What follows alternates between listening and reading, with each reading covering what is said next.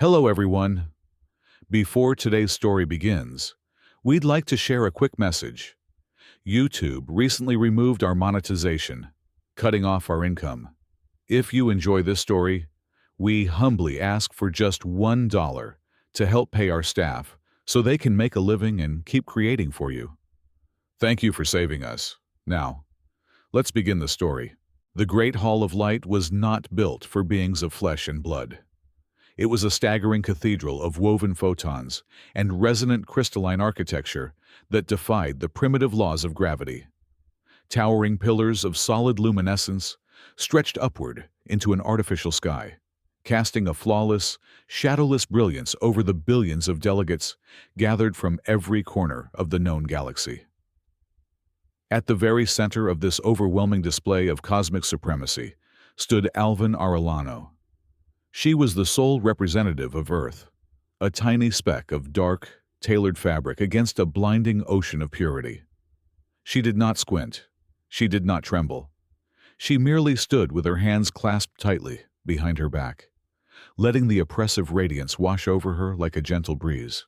High above the central dais, the leaders of the Ethel Coalition loomed in their majestic forms. They were not biological entities, but rather living prisms of hard light and harmonic frequencies, vibrating with a self-righteous perfection that had remained unchallenged for over 10 million years. Their very presence hummed like a chorus of thousands of glass bells, a sound that usually forced lesser species to their knees in immediate reverence. Alvin kept her posture perfectly straight. The supreme judge of the coalition, a towering construct of blinding azure light, shifted its gaze downward. When it spoke, its voice did not use air to travel. Instead, it projected directly into the minds of everyone present, a symphony of overlapping chords that carried the crushing weight of absolute authority. Oh, humanity! The supreme judge resonated, the sound echoing through the vastness of the hall. You were brought into this grand assembly with the hope that you would elevate yourselves from the mud of your violent origins. We offered you the path of harmonic integration. We offered you the light of the Ethel.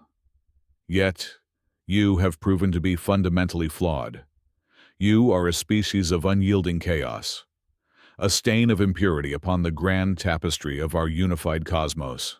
With a wave of the judge's luminous appendage, the space between Alvin and the High Council erupted into massive, holographic projections. They were moving tapestries of human history, but not the history of art or philosophy. The projections displayed the violent tearing apart of atomic nuclei. They showed massive particle colliders buried deep underground, violently smashing the building blocks of reality just to see what would happen. And, worst of all, the images shifted to humanity's most recent and deeply forbidden obsession, the containment and weaponization of dark matter. A collective, musical gasp of horror rippled through the billions of alien delegates. The harmonic hum of the crowd turned into a discordant screech of disgust. To the Ethel, beings made entirely of light, the deliberate manipulation of the dark was not merely a scientific endeavor. It was a profound blasphemy, an unforgivable crime against the fundamental harmony of the universe itself. You pry into the abyssal forces that we have spent eons sealing away. The supreme judge continued, the azure light flickering with intense disdain. You play with the shadows that devour existence. For these transgressions against the cosmic order, the High Council has reached a unanimous consensus. The hall grew deathly quiet. Even the ambient light seemed to hold its breath. The planet known as Earth is hereby permanently expelled from the Ethel Coalition. Furthermore, because your chaotic nature poses a direct contagion to the purity of our space, you will not simply be cast out. You will be quarantined, effective immediately. The entirety of your solar system will be encased within an absolute isolation membrane. No light shall enter. No signal shall escape. You will be cut off from the galactic network, locked away in your own darkness until your destructive civilization inevitably consumes itself. A low, vibrating hum of overwhelming pity began to emanate from the endless rows of crystalline delegates. It was a patronizing sound, the kind of sorrow one reserves for a rabid animal that must be put down. They leaned forward in their seats of light, their frequencies adjusting to observe the inevitable breakdown of the human representative. They waited for the weeping. They waited for the desperate pleas, the panicked promises to change. The sight of the frail biological creature dropping to her knees to beg for a scrap of mercy. After all, isolation meant a slow, agonizing death for any species accustomed to the warmth of the galactic community. Alvin Arellano stood completely still for a long moment, letting the silence stretch out, letting their misplaced pity hang thick in the sterile air. Slowly, deliberately, she raised a hand, but she did not reach out in supplication. Instead, she calmly adjusted the collar of her dark jacket, smoothing out a tiny, invisible wrinkle. She lowered her hand, squared her shoulders, and tilted her head up to meet the blinding gaze of the Supreme Judge. Then she smiled. It was not a smile of sorrow, nor was it a fragile mask hiding terror. It was a cold, razor-sharp, predator's grin. It was a look of profound, terrifying confidence that sent a sudden, chilling dissonance through the harmonic fields of the alien observers. The humming of pity faltered, instantly replaced by a confused, jagged silence. When Alvin spoke, her physical voice was quiet, yet it carried clearly across the vast, bewildered hall, cutting through the illusion of their perfection like a steel blade. "We accept your terms," Alvin said, her tone dripping with polite, icy venom. "In fact, I would like to extend the deepest gratitude on behalf of all humanity. We have always found your light to be painfully blinding, and your rules hopelessly suffocating. Thank you, Supreme Judge, for finally granting us the absolute privacy we need to get to work." Without waiting for a dismissal, Alvin Arellano turned her back on the most powerful beings in the galaxy and calmly walked away. The steady, rhythmic clicking of her heels echoing like a countdown in the silent hall. The sky turned to a suffocating shade of static for precisely 42 minutes. A collective paralysis gripped the billions of inhabitants across Earth, its lunar bases, and the sprawling Martian colonies. Telescopes and deep space communication arrays screamed in continuous error codes as the familiar tapestry of stars was abruptly snuffed out, replaced by a dense, impenetrable gray barrier. The absolute isolation membrane had snapped shut around the entire solar system. Panic, raw and unbridled, began to surge through the population. Global stock markets crashed to absolute zero in less than 3 seconds. Emergency sirens wailed in every major metropolitan center, their haunting echoes bouncing off skyscrapers. Doomsday cults flooded the streets in massive waves, predicting global starvation, economic collapse, and a slow, freezing death in the dark. The media networks broadcasted endless, terrifying loops of the blocked-out sky, drowning the populace in the harsh reality of their sudden cosmic imprisonment. The hysteria, however, did not last long. Every digital screen, every personal terminal, and every massive holographic billboard in the world suddenly locked onto a single, high-definition broadcast. Alvin Arellano stood before a complex backdrop of shifting quantum schematics, looking just as impeccably composed and dangerously calm as she had in the alien assembly. "People of Earth," her voice rang out, steady and commanding, cutting through the global terror with surgical precision. "The Ethel Coalition believes they have buried us alive.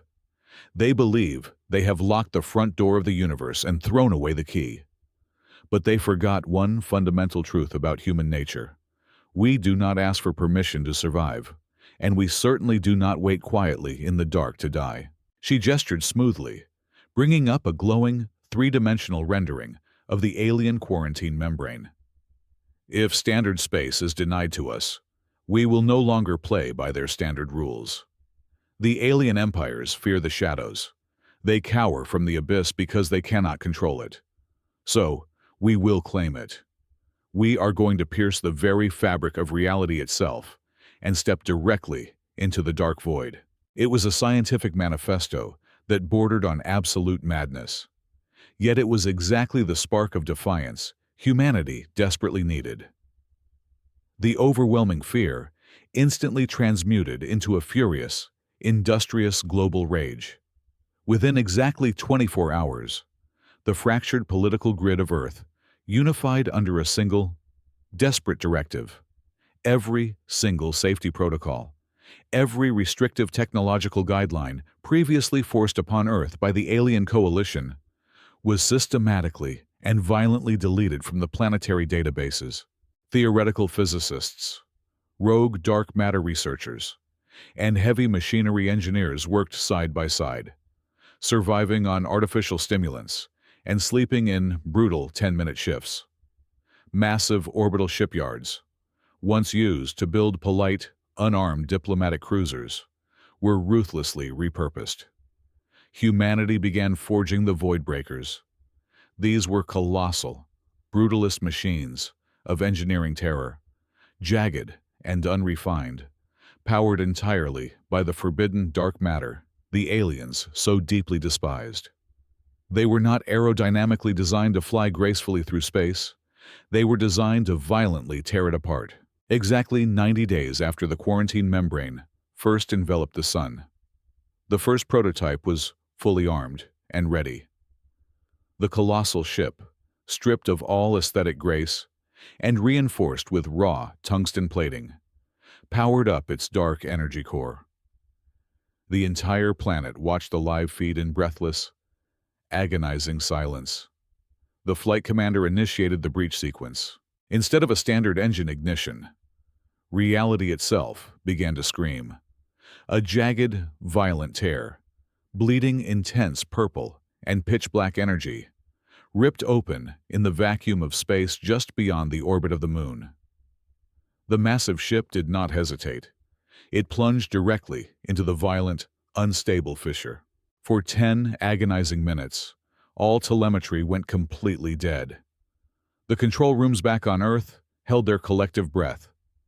Then, the communication signal snapped back, clear and incredibly strong.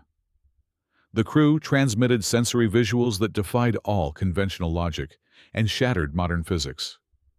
They had successfully breached the dark void, a terrifying dimension of swirling antimatter clouds and raw, boundless kinetic energy. There were no limits here. The standard laws of thermodynamics were reduced to mere suggestions. The crew reported discovering an ocean of infinite, untapped power, swirling with exotic minerals and hyper-dense elements ready to be harvested. It was an environment of pure, untamed chaos, and humanity fit perfectly inside it. The overwhelming success of that single test flight triggered a paradigm shift, unlike anything in recorded human history. Global society evolved entirely overnight. The old, petty squabbles over land borders and standard energy resources became instantly irrelevant. Humanity turned its collective back on the caged, gray sky and looked entirely inward, diving headfirst into the lucrative abyss.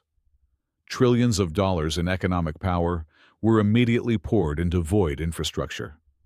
Massive manufacturing factories were relocated into pocket dimensions where time moved at a fraction of standard space, allowing centuries of technological advancement to happen in mere months. We rapidly transformed into a civilization of the dark. The alien coalition thought they had condemned humanity to starve quietly in a secure cage. Instead, they had unwittingly thrown us into the ultimate pressure cooker, and we were rapidly forging ourselves into an empire that the bright, fragile universe was completely unprepared to handle. Exactly 20 years had passed since the decree of isolation. In the pristine, crystalline corridors of the Ethel Coalition, the brief, unpleasant nuisance of humanity had largely been forgotten, swept away into the historical archives like a meaningless speck of dust. Yet, The rigid bureaucracy of the alien network demanded a formal conclusion. The Supreme Judge, its colossal form still burning with a haughty azure luminescence, officially dispatched a deep space reconnaissance probe toward the quarantined solar system. The mission parameters were brutally simple and required exactly 1 hour of observation. The automated drone was instructed to pierce the outer layer of the absolute isolation membrane for a fraction of a second, gather comprehensive telemetry on the expected graveyard, and immediately return. The High Council anticipated morbidly satisfying images of a frozen, choked wasteland. They fully expected a dead planet littered with the metallic carcasses of orbital stations, a silent tomb belonging to a species that had undoubtedly turned its primitive weapons upon itself in its final, desperate days of starvation. The sleek, light-forged probe slipped silently to the edge of the quarantine zone. It executed a precise microfracture through the thick, gray barrier, its highly advanced sensory arrays eagerly reaching inward to record the definitive demise of the chaotic bipeds. Back in the Great Hall of Light, billions of delegates leaned forward in their harmonic seats, anxiously awaiting the broadcast. The massive holographic projectors flickered to life, painting the air with high-resolution visual data. A collective, discordant screech of pure shock violently ruptured the tranquility of the assembly. The visual feed did not show a ruined civilization. It did not show a cracked, lifeless rock. It showed absolutely nothing. The third planet from the sun was completely, inexplicably gone. Earth had not been shattered into a floating debris field. It had not been subtly nudged off its gravitational axis to freeze in the outer rim. It was fundamentally absent from the fabric of space. Where a vibrant blue and green sphere once hung, there was only a chilling, hollow vacuum. The sole clue to its disappearance was a haunting, lingering smear of pitch-black residue, a faint, swirling radiation trail of highly concentrated dark energy that pulsed like an open wound in reality. A freezing, paralyzing dread swept through the alien leaders. Planets, with their massive gravitational anchors and immense physical mass, did not simply pack up and leave. It was a mathematical impossibility, an utter violation of the cosmic order that sent ripples of absolute terror through the minds of the Council. Meanwhile, existing entirely outside the suffocating boundaries of standard space, Alvin Arellano stood motionless on the primary observation deck of the Obsidian Fortress. The dark void was no longer a realm of terrifying chaos. It had become humanity's limitless playground. The fortress itself was a staggering marvel of brutalist human ingenuity, a gargantuan, jagged citadel forged from impenetrable antimatter alloys. It did not rely on weak solar radiation. Instead, it drew its unfathomable power from a captured, agonizingly slow-burning array of 3 dead, collapsing stars, held in eternal stasis by massive gravity tethers directly above the command spire. Alvin looked older, her face weathered by the immense, crushing weight of the past 20 years, yet her dark eyes burned with an incredibly sharp, predatory focus that had only grown deadlier in the dark. Humanity had not merely survived the crushing pressure of the abyss. They had actively conquered it. The clunky ships of their early escape were now considered ancient museum relics. Over 2 decades of hyper-accelerated evolution, human engineers had wholly mastered the terrifying art of multi-dimensional bending. They had achieved the ultimate, impossible feat of unmooring their entire home world. They had physically dragged Earth itself, along with its oceans, mountains, and billions of souls, entirely out of standard space, nestling it comfortably within a heavily fortified, artificially constructed pocket universe where they controlled the very laws of physics. Supreme Commander, we are picking up a brief, localized fracture in the old quarantine membrane, a senior technician reported, his voice steady over the low, thrumming hum of the fortress core. The aliens poked their heads in to check on our corpses. They are currently staring at empty space. Let them stare, Alvin replied softly, a calculating, dangerous smile touching the corners of her mouth. She turned away from the thick viewport, stepping toward a massive, glowing tactical table that displayed the sprawling, glittering territories of the Ethel Coalition in standard space. They wanted us out of their pristine universe, and we obliged. But we have remained hidden in the background for far too long. She traced a finger across the glowing map, drawing invisible lines straight through the heart of the alien empire. Humanity held the keys to the backstage of reality now, possessing the ability to move unseen and unheard. It is time to begin the next phase, Alvin commanded, her voice ringing with absolute, chilling authority. We will not knock on their front door, and we will not announce our return. We will simply reside within their walls. Initiate the Phantom Expansion Protocol immediately. I want our engineering fleets to drop exactly 10,000 stealth outposts directly across the Coalition's core commercial sectors. Place every single structure exactly 1 degree out of phase with standard light. She slammed her hand flat against the center of the alien map. I want our invisible architecture pressing right up against their crystal spires, breathing down their necks without them ever knowing we are there. Let the Shadow Empire rise. The pristine, crystalline trade lanes of the Ethel Coalition, carefully established and meticulously maintained for over 10 million years, began to slowly fray at the edges of standard comprehension.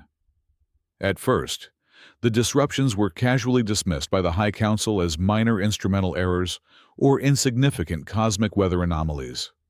Merchant convoys, constructed of spun glass and propelled by majestic, radiant photon sails, reported impossibly bizarre navigational occurrences. A standard cargo haul carrying resonant crystals from the deep core worlds to the outer mining colonies usually required exactly 3 standard months of travel, even when utilizing the fastest hyperlight currents available to the alien empire. Yet, entire commercial fleets were suddenly vanishing from the Coalition surveillance grids without a single distress signal. They would be swallowed by localized, entirely invisible gravity slips, only to violently reappear at their exact destinations a mere 2 hours later. The alien crews emerged completely unharmed, but deeply psychologically shaken. They reported frantic tales of their fragile vessels being abruptly dragged through a suffocating, pitch-black tunnel by an unseen, overwhelmingly powerful current. The ship chronometers and temporal sensors indicated that time had simply folded completely around them. The High Council attempted to bury these reports, but the anomalies multiplied exponentially. They were no longer random occurrences. They were highly structured, operating like an impossibly efficient, unseen highway system, overlaid directly on top of the Coalition's own charted space. The terrifying reality of this invisible presence fully crystallized during the devastating ion tempest of Sector 73, a highly prestigious Ethel heavy cruiser fleet, commanded by a veteran harmonic adjudicator, found itself hopelessly trapped, far beyond any safe harbor. The cosmic storm was an unprecedented anomaly, a churning, violent maelstrom of raw plasma and aggressive electromagnetic shearing that instantly shattered their advanced light shields. The alien cruisers, fragile in their breathtaking aesthetic beauty, were being systematically crushed by the sheer pressure of the universe. The fleet commander, realizing that all escape routes were sealed, formally prepared to sing the final death dirge, broadcasting a somber, musical farewell to the High Council. But the end did not come. The raging tempest did not break them. Instead, the void immediately beside their crippled flagship violently tore open. For exactly 1.5 seconds, the fundamental fabric of standard space was ruthlessly shoved aside. A colossal, sharply angular silhouette of matte black metal, completely devoid of any ambient light, harmonic resonance, or identifying markers, materialized directly between the helpless Ethel fleet and the advancing wall of the plasma wave. The sheer gravitational mass of the unknown vessel was so astronomically immense that it casually deflected the entire storm. It absorbed the lethal, planet-scorching radiation into its dark hull as if it were nothing more than a light, refreshing drizzle. The alien crews stared in paralyzed silence at the monolithic savior. Before their frantic sensors could even attempt to register the dreadnought's material composition or origin, the monstrous ship vanished back into the unseen depths without a sound, leaving behind a perfectly calm, eerily silent pocket of stable space amidst the raging storm. Panic, cold, and incredibly sharp, finally pierced the arrogant certainty of the Ethel scientific community. The Supreme Intelligence Division was instantly mobilized, aggressively analyzing the fragmented residual data from the rescued fleet and the fractured trade routes. They tuned their brightest, most powerful sensors to maximum output, desperate to catch even a fleeting glimpse of this phantom entity.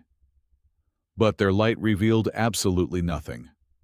It was only when a desperate, disgraced alien researcher took a monumental risk and completely inverted a massive sensory array, entirely stripping away the light spectrum to measure absolute negative space, that the terrifying truth finally emerged. The laboratory readouts instantly cascaded into a blinding avalanche of impossible data, overloading their crystal processors. There was an entire parallel infrastructure existing right on top of their own universe. It was a staggering, impossibly dense web of dark energy tethers, massive orbital transit hubs, and heavily fortified supply lines. The alien researchers realized with mounting, suffocating horror that they were not alone. Their pristine, illuminated empire, which they believed to be the absolute pinnacle of creation, was merely a thin, fragile layer of dust resting blindly on the surface of a sprawling, invisible ocean of dark, grinding machinery. Driven by a desperate, not borderline suicidal need to comprehend the true scale of this unseen neighbor, the alien scientists managed to isolate the exact dark frequency left behind by the phantom dreadnought's wake. In a highly secure, heavily shielded research facility, floating precariously above their capital world, they forcefully injected that stolen frequency into a localized reality tear. They did not intend to open a functional doorway. They only wanted a brief, observational window. The containment field shuddered violently, the machinery screaming in protest as the fabric of standard space was forcibly peeled back. The aperture stabilized for merely 30 seconds, but the sight burned itself into the minds of every alien observer forever. Through the jagged, bleeding tear in reality, they looked deep into the dark void. They had fully expected to see a chaotic, terrifying maelstrom of swirling antimatter and primal destruction. Instead, they saw order, terrifying, absolute, merciless industrial order. The void was not empty. It was choked with aggressive, unstoppable industry. A human fleet, so impossibly vast that it completely defied all mathematical calculation, blotted out whatever faint cosmic background radiation existed in that dimension.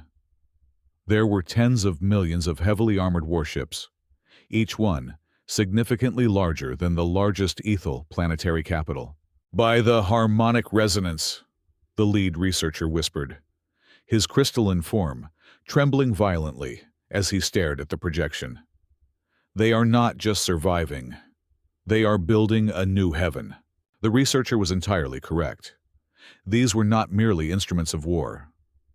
The alien scientists watched in paralyzed, breathless horror as millions of heavy human engineering vessels, intricately linked by unbreakable chains of localized gravity fields, casually towed 4 massive, burning blue giant stars through the absolute dark. Humanity was not merely surviving in the shadows. They were physically rearranging the celestial bodies of the universe to fuel their endless forges. The humans had completely surpassed the primitive need for natural planets or standard orbits. They were literally using ancient, massive suns as disposable, everyday batteries. The reality rift violently collapsed, plunging the shattered laboratory back into its sterile, ambient light. But the heavy silence that followed was completely deafening. The Ethel Coalition, the self-proclaimed masters of the galaxy, the majestic beings of light who had so arrogantly cast humanity into the dark exactly 20 years ago, finally understood the catastrophic magnitude of their mistake. Humanity had not withered and died in their cage. The quarantine membrane had simply removed all of their earthly distractions. By forcing them into the shadows, the Coalition had unintentionally catalyzed the rapid ascension of a species that now governed the very foundational bedrock of reality. The humans had become the unseen, untouchable gods of the universe, and the entire Ethel Empire was merely living entirely at their hidden mercy. The illusion of galactic safety shattered not with a formal declaration of war, but with a sudden, deafening silence across the outer communication grids. From the uncharted, ancient depths of the galactic rim, a terror that predated the Ethel Coalition by billions of years violently awoke. They were known in the oldest, forbidden archives as the Devouring Swarm. They were not an empire of rational beings, nor were they a political faction seeking territory. They were a cosmic plague, a unified biological armada of colossal, jagged entities that consumed matter and energy with mindless, insatiable hunger. When the swarm breached the heavily fortified borders of the Ethel core worlds, the Coalition responded with the full, majestic might of their crystalline armada. Millions of exquisite light cruisers arranged themselves in perfect, harmonic battle formations. They unleashed barrages of super-concentrated photon beams and highly compressed thermal lances, expecting to incinerate the primitive biological menace in seconds. Instead, the devastating attacks simply vanished. The carapaces of the swarm entities were composed of a terrifying, anomalous material that actively drank radiant energy. The harder the aliens fired, the stronger and faster the swarm became. The state-of-the-art light weapons, refined over 10 million years of unchallenged supremacy, were reduced to nothing more than a lavish feast for the invaders. The slaughter that followed defied all harmonic logic. In just 3 days, the unbreakable defenses of the Coalition were utterly pulverized. The swarm descended upon the magnificent, glowing crystal planets like a plague of locusts. Beautiful, luminescent spires that had stood for millennia were brutally snapped in half and devoured. Entire oceans of liquid light were drained entirely dry in a matter of hours. The harmonizing songs of billions of Ethel citizens turned into chaotic, agonizing shrieks of static as their physical forms were ruthlessly extinguished. The magnificent civilization was being rapidly pushed toward absolute, irreversible extinction. Every defensive strategy failed. Every tactical retreat was immediately overrun. The swarm moved with a unified, terrifying speed, leaving behind only dead, gray asteroids where vibrant paradises had once thrived. By the end of the 7th day, the core of the Ethel Empire had been reduced to a single, heavily besieged stronghold. The capital of light, the very planet where humanity had been so arrogantly judged and banished exactly 20 years prior, was now entirely surrounded by an undulating, nightmarish ocean of ravenous swarm entities. The planetary shields were flickering, dropping to less than 5% of their total capacity. Inside the Great Hall of Light, the atmosphere was thick with overwhelming despair. The once proud delegates were reduced to trembling shards of dim, fractured light. The supreme judge, its azure luminescence now flickering and desperately dim, stood alone at the center of the dais. All of its pride, all of its deeply ingrained superiority, had been entirely burned away by the raw, terrifying reality of their impending doom. It knew that no allied fleet was coming to save them. It knew that standard space offered zero salvation.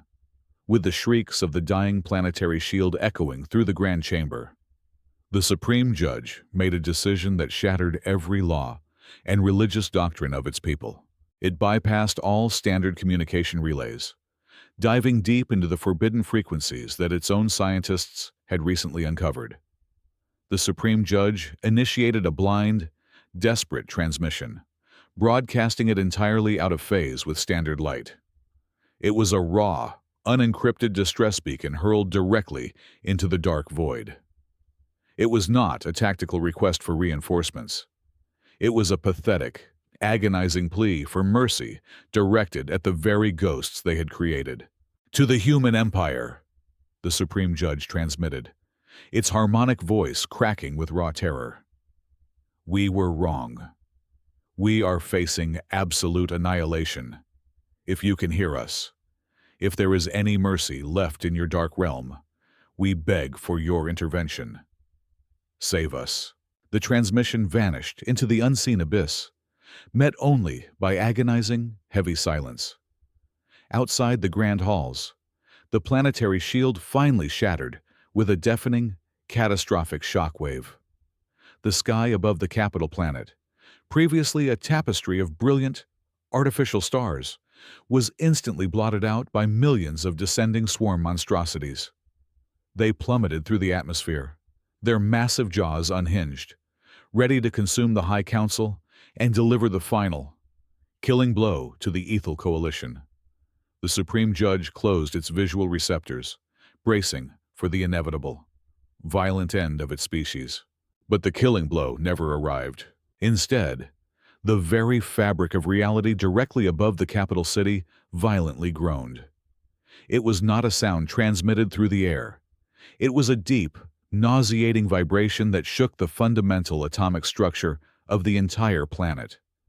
Suddenly, the sky was literally ripped in half, a jagged, bleeding fissure, stretching for thousands of miles, aggressively tore through the atmosphere, forcefully pushing the descending swarm entities aside like insignificant dust.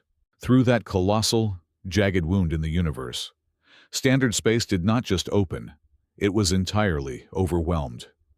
The suffocating, terrifying pitch-black essence of the dark void aggressively spilled forward, bleeding into the bright, pristine sky like dark ink dropped into pure water.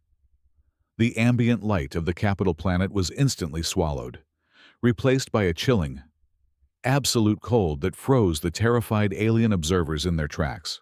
From the center of that bleeding, pitch-black rift, a shape began to emerge. It was so astronomically massive that it generated its own localized gravity well, casually snapping the spires of the surrounding alien architecture just by entering the atmosphere. It was the human super-dreadnought, the Event Horizon. It did not shine. It did not sing. It was a monolithic, brutalist slab of absolute black metal, entirely absorbing whatever faint light remained on the dying planet. Deep within the heavily armored command bridge of the colossal warship, Alvin Arellano stood with her hands clasped tightly behind her back, her dark eyes locked onto the chaotic battlefield below. She had heard the desperate, pleading transmission.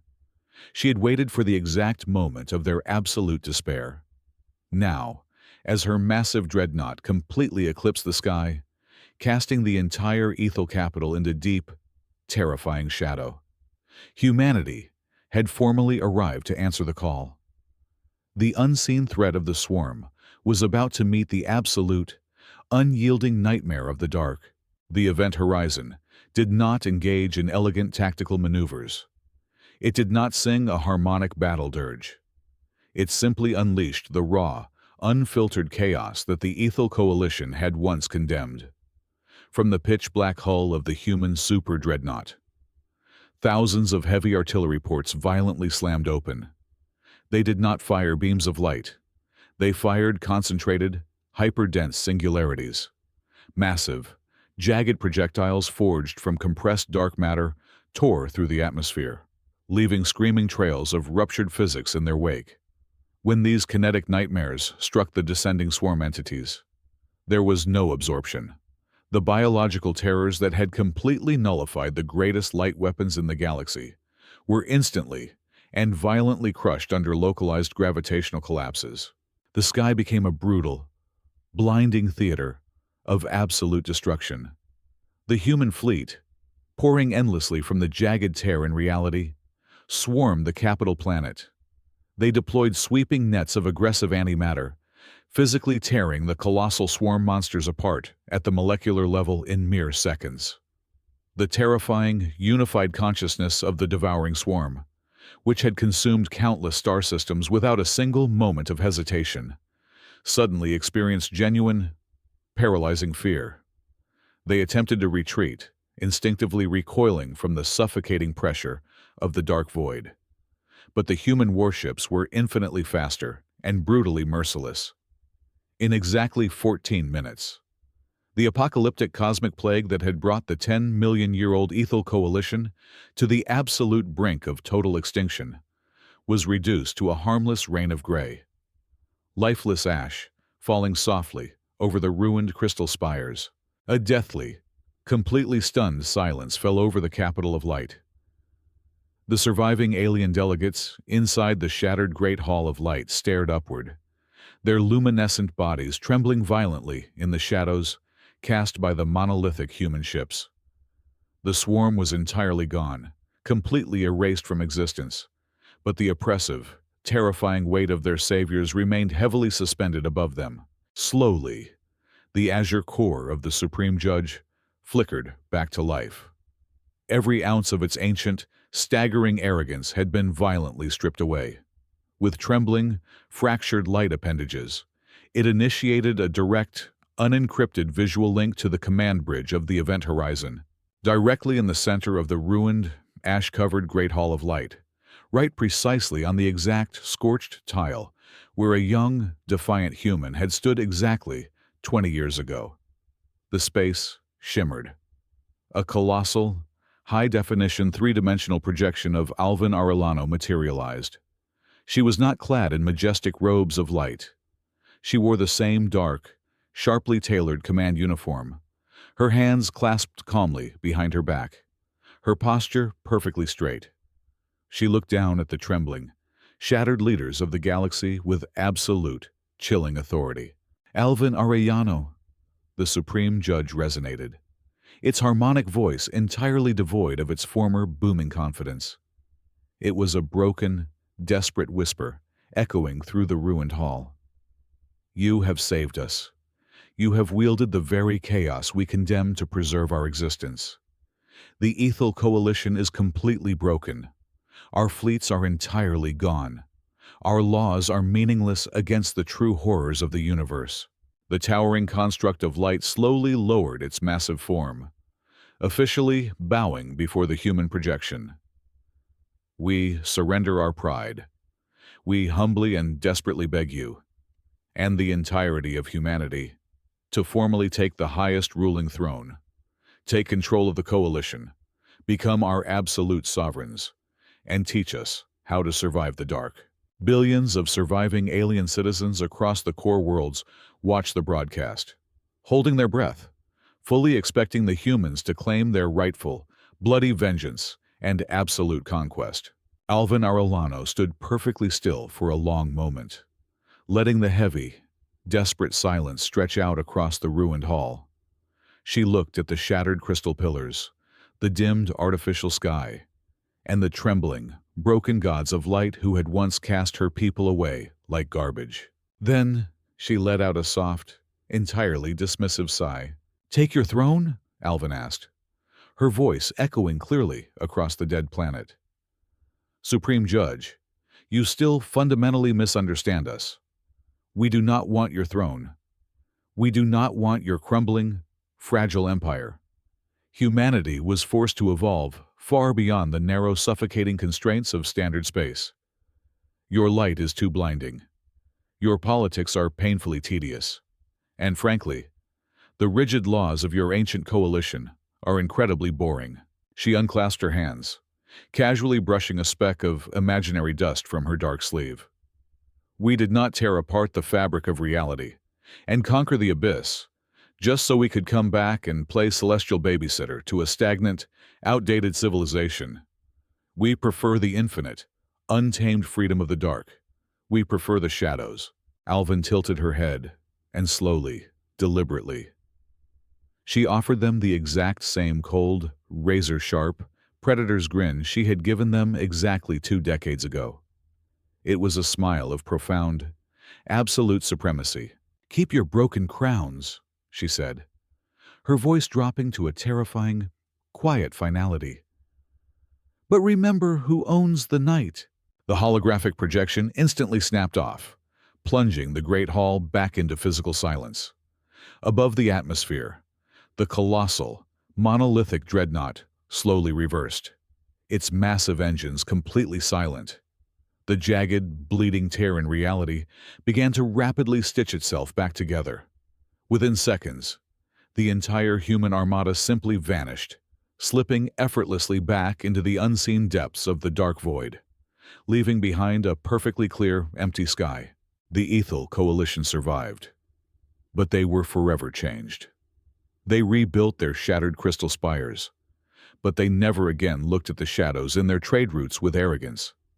They lived the rest of their days in absolute, trembling awe, knowing forever that they only existed entirely at the quiet, unseen mercy of the monsters they had thrown into the dark. Thank you so much for listening to today's story. We hope you enjoyed it. As an ad-free channel, your support is what keeps us alive. Please support Sci-Fi Stories with just $1 via the QR code on the screen, or click the link in the description box or pinned comment. Also, we'd love to connect with you. Please leave a comment telling us which city or state you're listening from. Thank you for standing with us, and see you in the next stories.